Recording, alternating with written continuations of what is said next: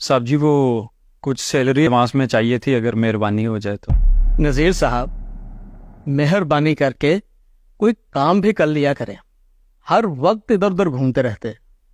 और दूसरा ये भी है कि आप फैक्ट्री के माल में हेरा फेरी करते हैं, मतलब चोरी करते हैं।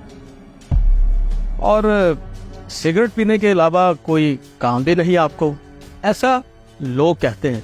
इन तमाम कोताहियों के बावजूद आपका जब भी दिल करता है आप मुंह उठाकर एडवांस मांगने आ जाते हैं।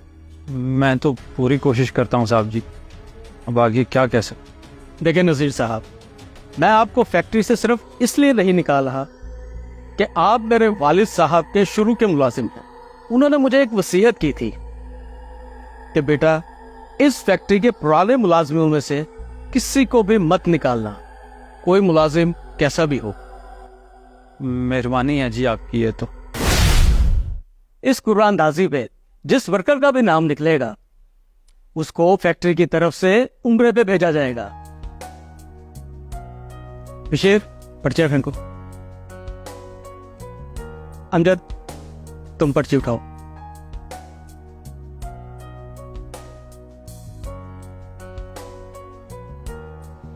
देखते हैं किस खुशनसीब का नाम निकला है। इस बार उम्रे की सआदत हासिल करेंगे हमारे पुराने वर्कर नज़ीर साहब।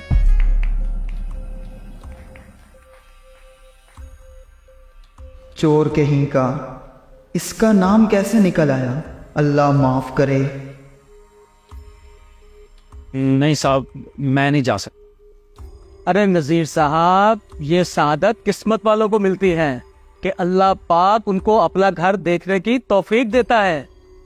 जानता हूँ साहब, लेकिन मैं बड़ा गुनाहगार हूँ, मैं नहीं जा सकता। अब मेरी जगह किसी और को भेज दें और मुझे पैसे दे दें। देखा साहब जी, इसे तो हर वक्त पैसों की पड़ी रहती है। जहन्नम में जाएंगे ऐसे लोग। नहीं, ऐसा बिल्कुल नहीं हो सकता। हम दोबारा पर्चे डालेंगे। अल्लाह करे मेरी पर्ची निकल आए। फेंको बशीर।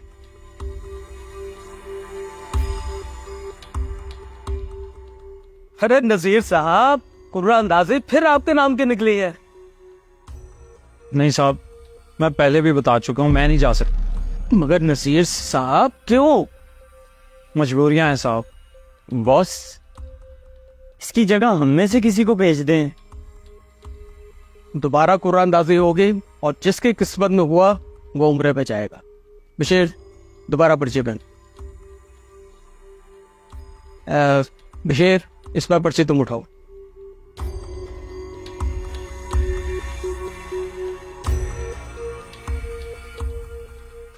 मेरी पर्ची निकल आए। मैं तो सारी नमाजें पढ़ता हूँ।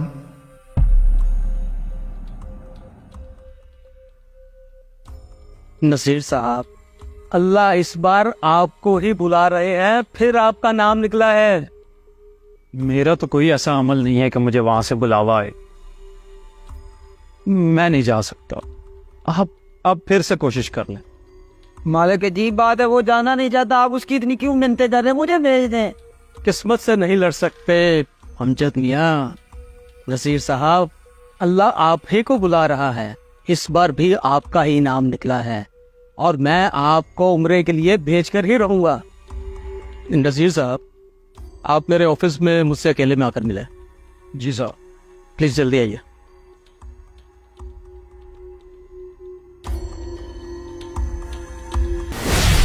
साहब जी, मैंने सारी जिंदगी में कभी नमाज तक नहीं पढ़ी, मुझे कोई दुआ नहीं आती। मैं वहां जाकर क्या करूंगा, क्या पढ़ूंगा? नजीर साहब, आप इसकी फिक्र ना करें। कल से मौलवी साहब आएंगे और आपको सब याद करवा देंगे। मैं फिर भी नहीं जा सकता। अच्छा, और अगर आपको 6 माह की सैलरी एडवांस में मिल जाए तो भी नहीं जा सकते? फिर जा सकता। तो ठीक है, बस अब आप जाइए और जल्दी से जाने की तैयारी कीजिए। जाइए जाइए। बशीर। जी सर।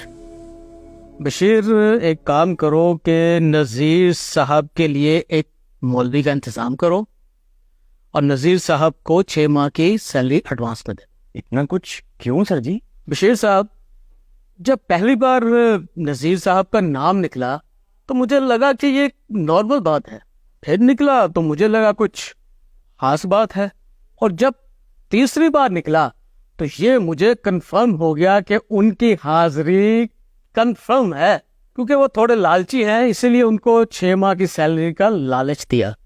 ठीक है सर, जैसे आपको मुनासिब लगे। मैं जाऊं सर? हाँ ठीक है, तुम जाओ और सारे इंतजामात जल्दी से करो। ठीक है, ओके। जाओ, शाबाश।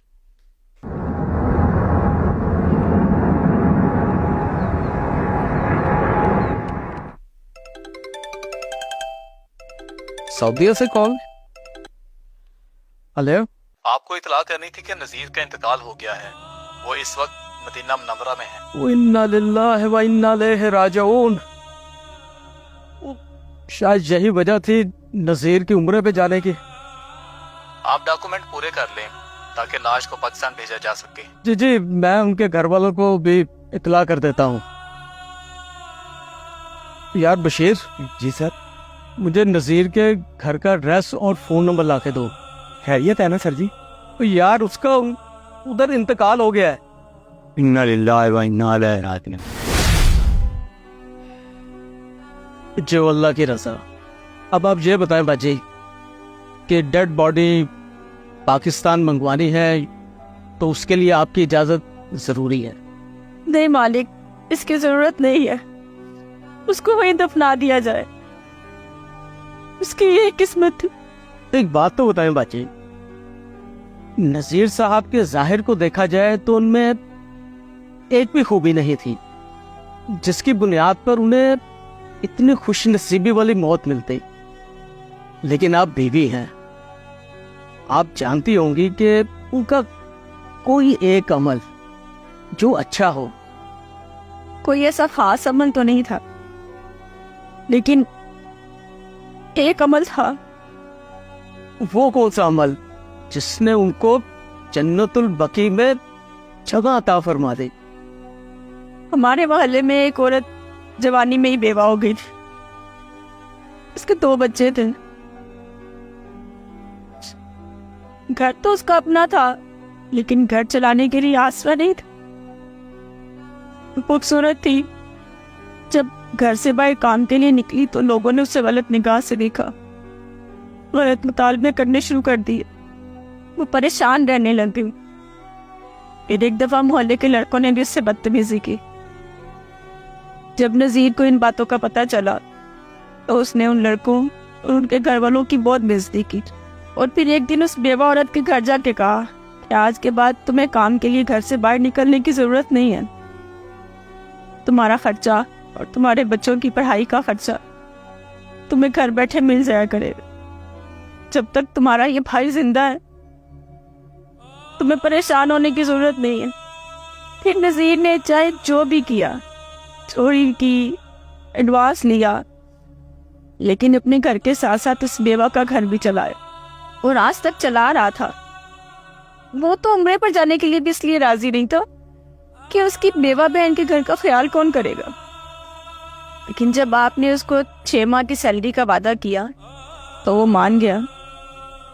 उसने 3 माह की सैलरी अपने घर और 3 माह की सैलरी बेवा बहन के घर पहुंचा दी, ताकि उसके आने तक किसी चीज की कमी ना हो।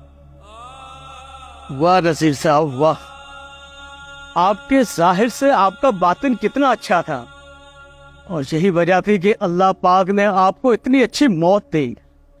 उसकी वजह यह भी है कि वो कभी अपनी बहन के घर के अंदर नहीं गए।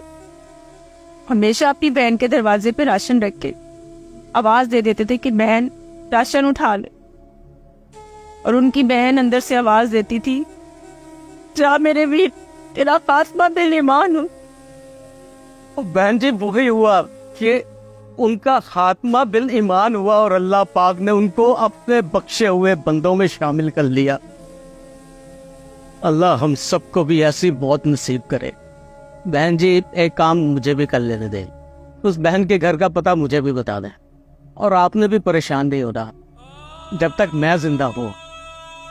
आप दोनों के घर में राशन और पैसों की कमी कभी नहीं होगी। बस आप दुआ कीजिएगा कि मेरा खात्मा भी बिल ईमान हो। आमीन। आमीन।